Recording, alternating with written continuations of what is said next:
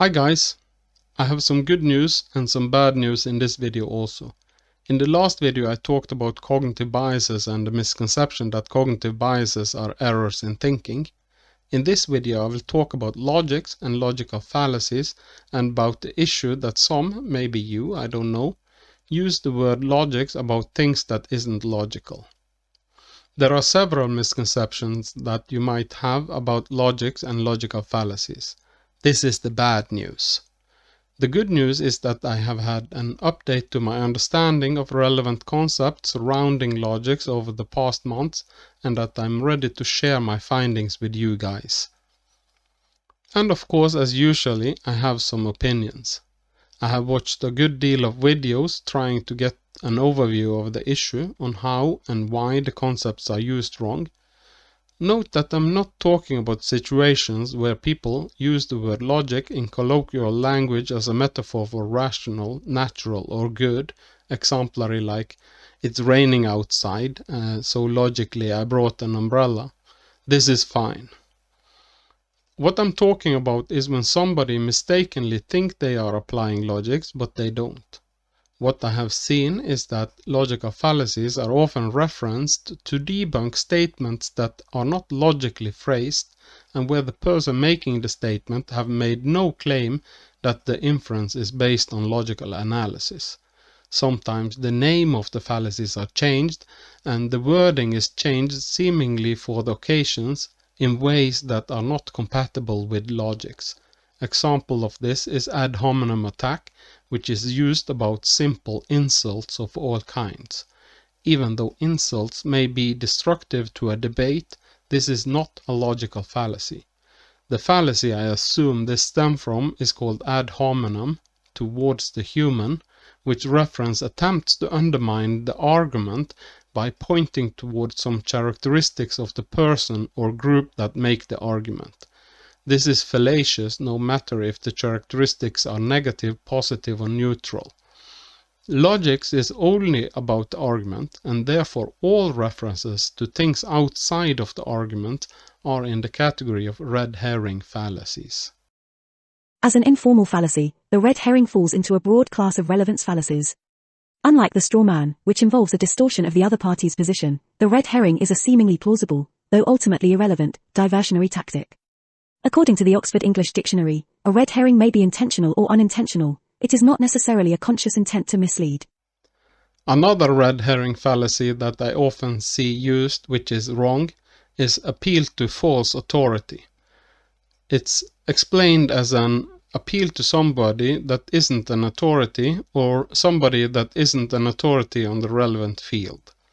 The thing is, since logic only relates to the argument, even though it's rational to listen to a proper authority on the correct field, all appeals to any authority are fallacious in logics, no matter who that authority is. I will show you examples of fallacious use of logical fallacy from YouTube videos at the end of this video. First, a quick reminder. If you like this kind of content and want to promote it to a broader audience, a way for you to do that is to click the like button, subscribe to the channel or share the video with others. Commenting or asking questions in the commentary field will also help the YouTube algorithm. In addition, I will greatly appreciate to hear from you. During my investigations, I found that other YouTubers has also noted strange or different usage of logical fallacies. Amongst these that I would recommend is this one by Alex O'Connor from the YouTube channel Cosmic Skeptic, How Not to Use Logical Fallacies with Examples. Hey guys, it's Cosmic Skeptic, and if my experience with arguing about philosophy online has taught me anything, it's that despite this video only having started a few seconds ago, there will be at least one person out there who thinks I've already committed a logical fallacy in one way or another.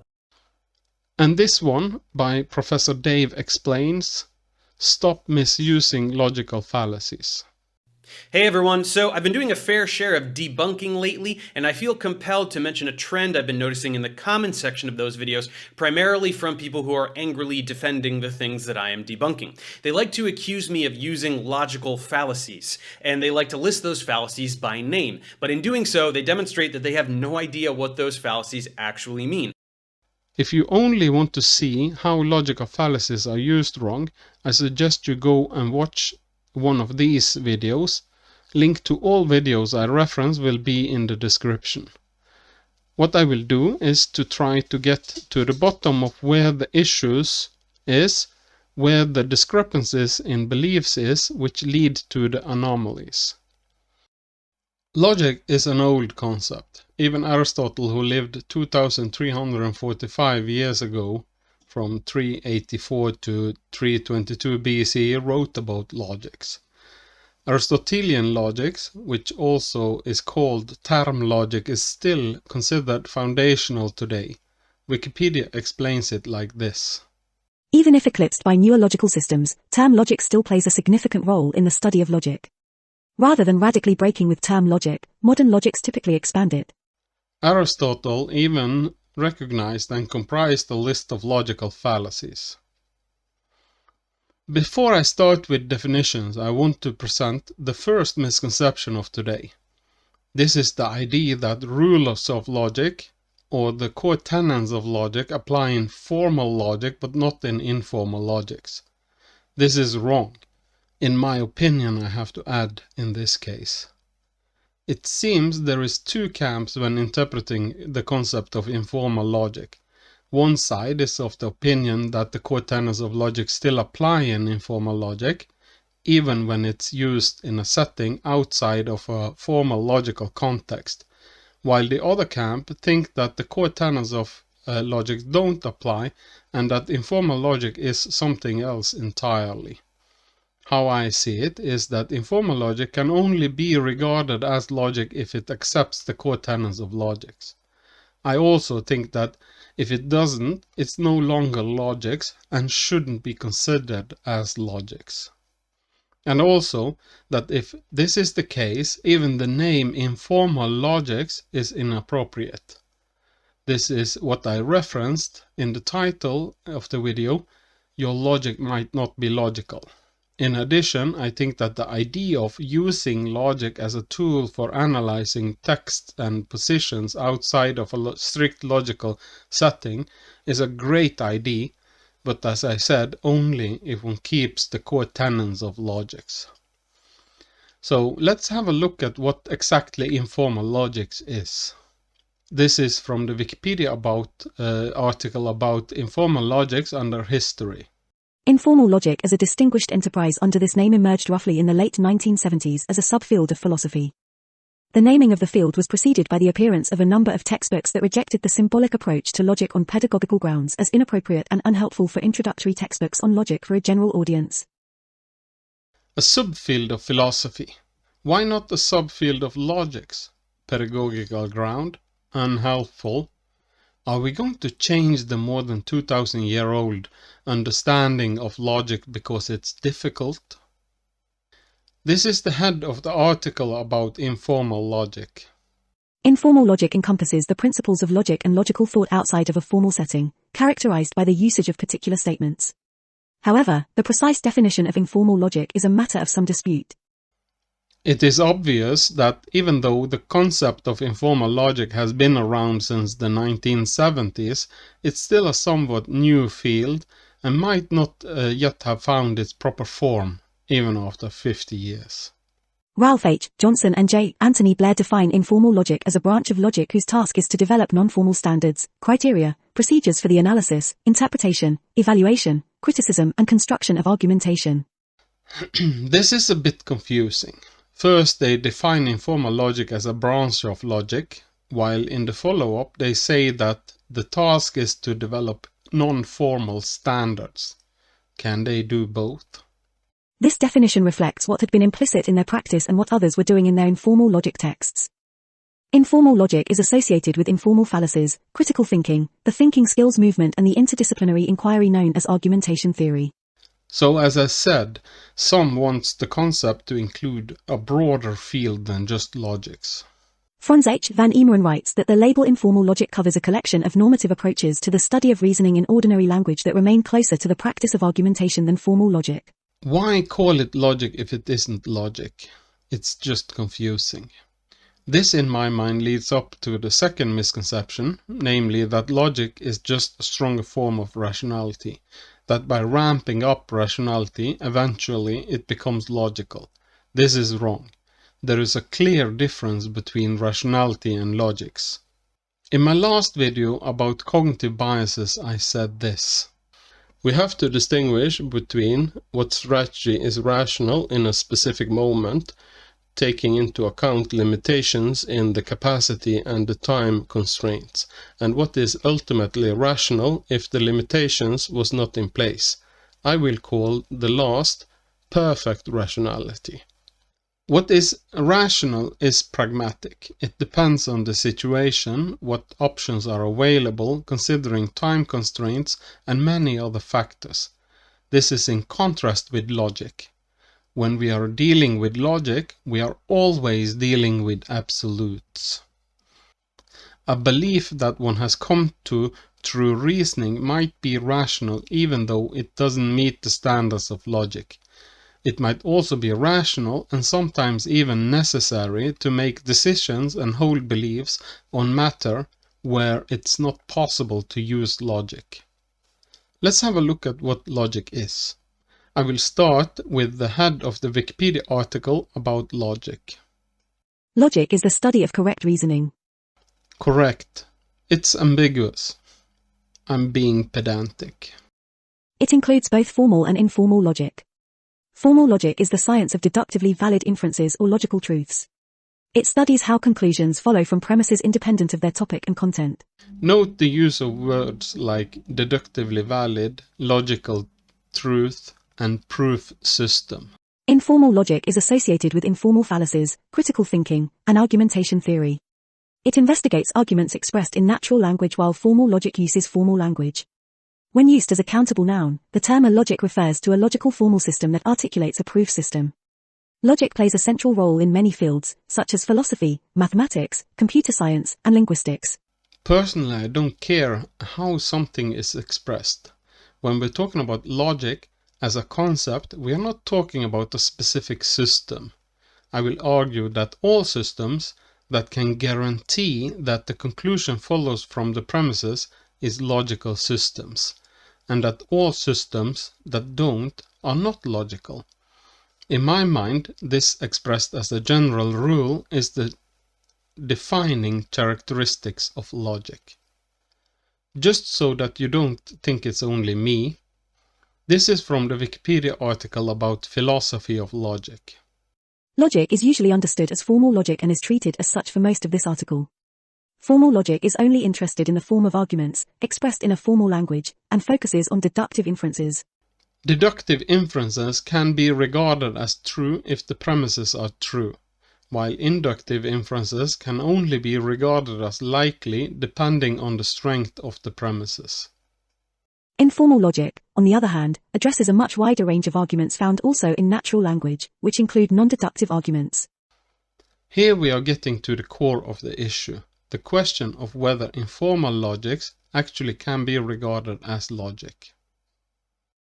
The correctness of arguments may depend on other factors than their form, like their content or their context.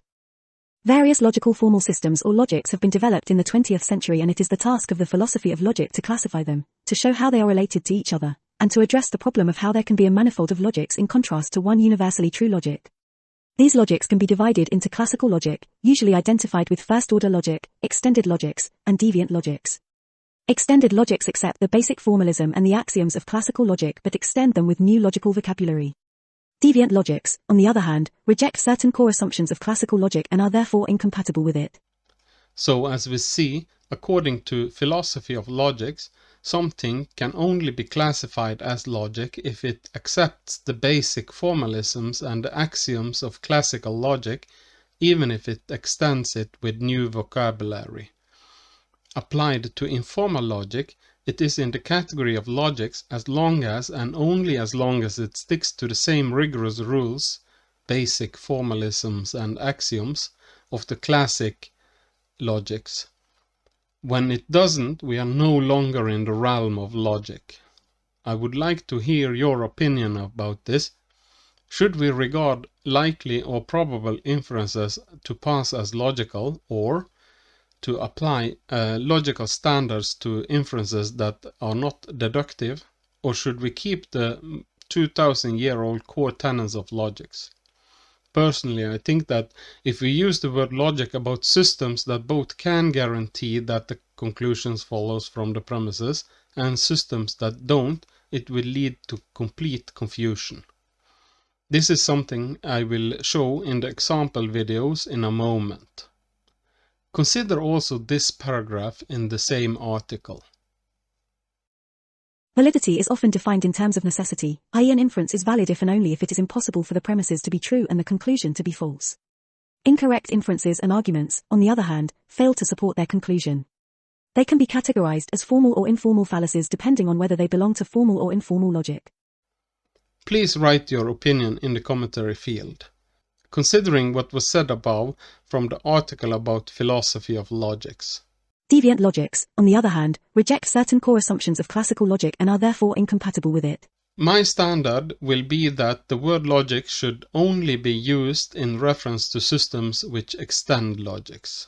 Extended logics accept the basic formalism and the axioms of classical logic but extend them with new logical vocabulary. But at the end of the day, definitions are not true or false. Definitions can only be judged as useful or unuseful. This is why I said in my opinion. Now let me show you some examples of what I think is fallacious use of logical fallacies from YouTube videos. This is from a YouTube channel called Bearup. The video is called 31 Logical Fallacies in 8 minutes. This is actually a channel about stage fighting. She calls herself a sword lady in the channel description, so I hope she won't get too angry at me for showing her video. Fallacious appeal to authority. Sometimes it's appropriate to look at what experts think on a topic, but fallacious appeals to authority bring in someone who's an expert in an entirely unrelated field and expect you to treat them as an expert in this field. Being an expert in particle physics doesn't mean you'll automatically have sensible opinions on, say, pig husbandry, or vice versa. Logics is only about the form and the content of the argument. Therefore, all references to authority is fallacious. This is a prime example where logic is different from rationality. It is rational to listen to proper experts, but this don't apply in logics. In logics, we only care about whether the argument, the premises, leads to exclusively to the conclusion. Red herring, a fallacy of distraction. Well, they might have stolen the puppy, Your Honor, but look how sad they are to be in court. Red herrings may seem plausible, but are ultimately irrelevant. In our example, a person being sad because they have been made to come to court is not relevant to whether or not they actually stole a puppy. That particular red herring is also an example of appeal to emotion. Appeals to emotion attempt to distract you by making you feel bad for the other person. So why should we hire you for this job? Because if you don't hire me, then I'll be out on the street, and I'll have to live in a cardboard box. You don't want to make me live in a cardboard box, do you? Appeals to emotions is of course in the category of red herring fallacies, as she say, but so is appeal to authority. In the title she promised 31 logical fallacies, but from the 3 I have showed you here, all of them are red herrings, and we had 2 appeals to emotions. She is conflating rationality and logics, leading her to attack inductive arguments as if they were deductive, and changing the name and wording of the fallacies to fit her perspective.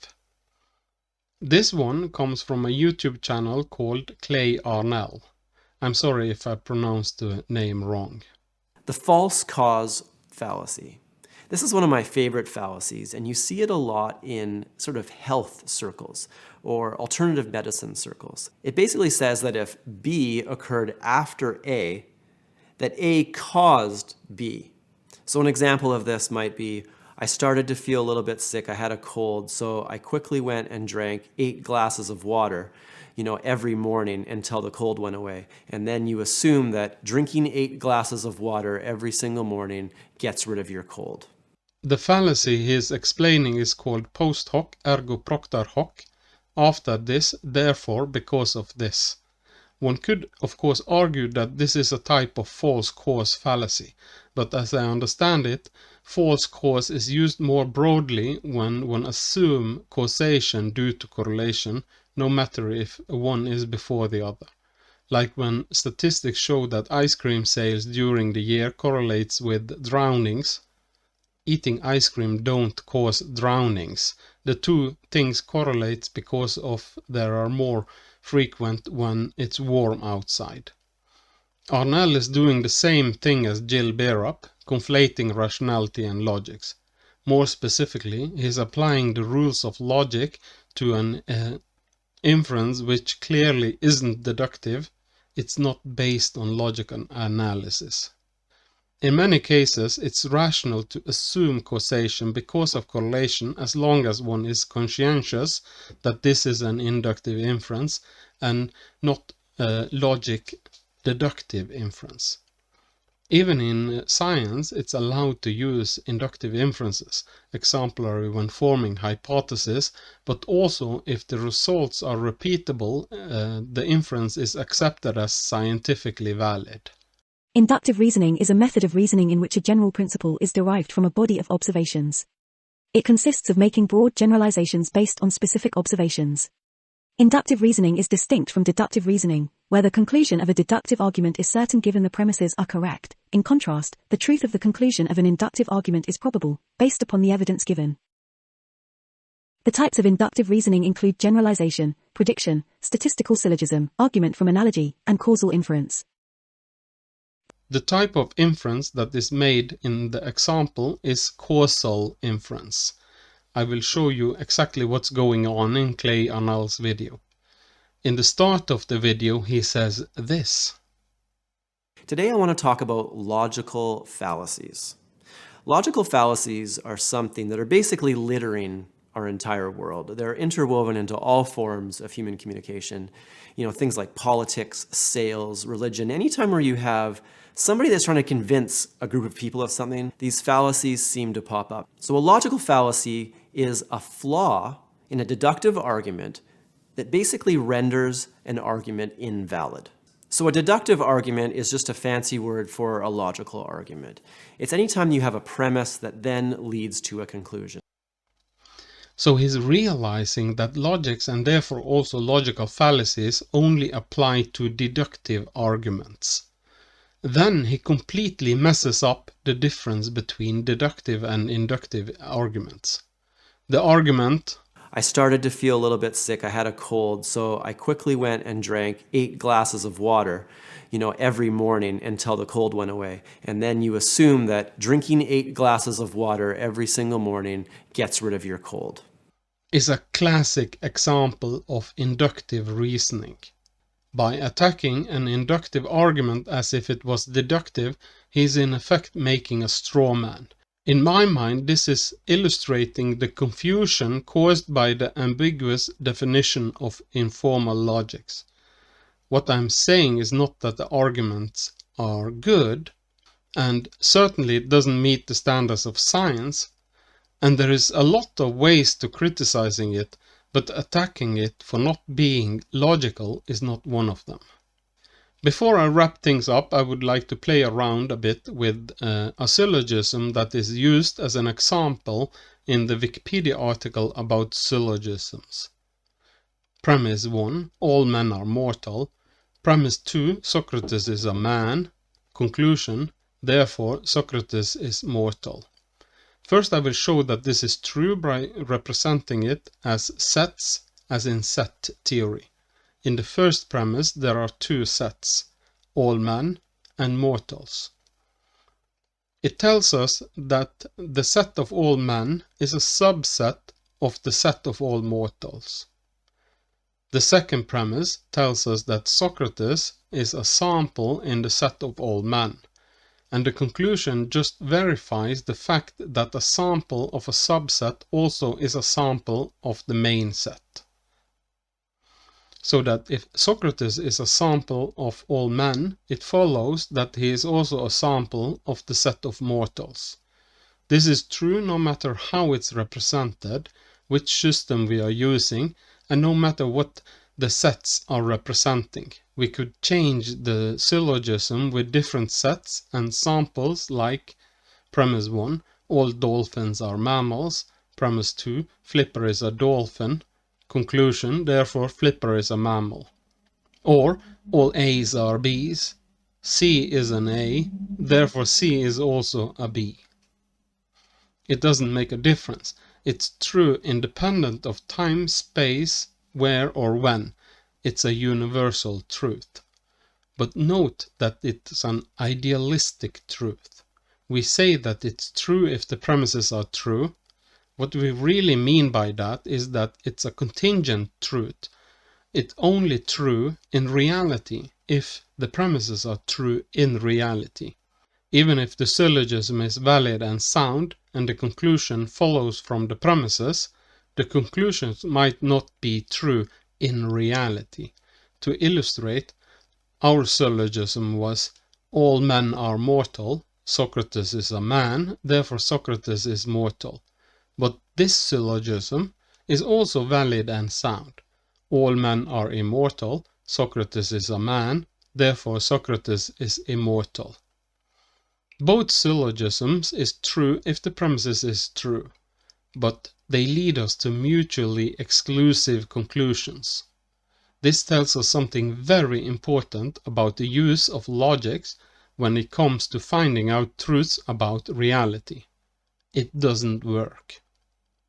To find out what's really going on in reality, we still must do the legwork of scientific research, investigating and gathering information, making hypotheses and rigorously testing them.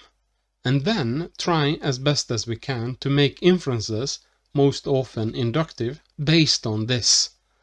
Then, when all of this is done, we can use the findings as premises in further logical analysis to find conclusions that is true if our initial assumptions were true.